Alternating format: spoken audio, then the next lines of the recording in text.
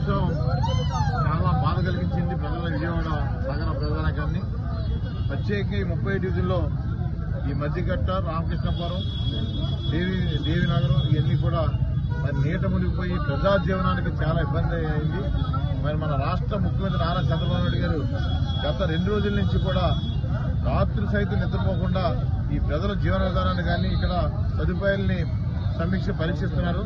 అలాగే తెలుగుదేశం పార్టీ నుంచి కూడా మా కార్యకర్తలు అందరూ కూడా ఇక్కడ సదుపాయాలు ఏ విధంగా అందుతున్నాయన్నది గురించి నాది భీమవరం నియోజకవర్గం, వెస్ట్ గోదావరి.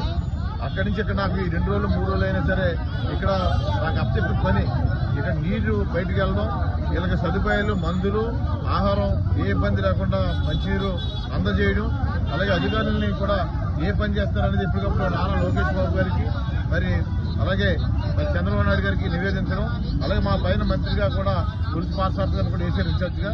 వీళ్ళందరినీ సమానం చేసి ఇక్కడ ప్రజలకి కానీ ఎవరికి కూడా ఏ ఇబ్బంది లేకుండా చేయడం కోసం మేమందరం వ్యవహారం తెచ్చాం.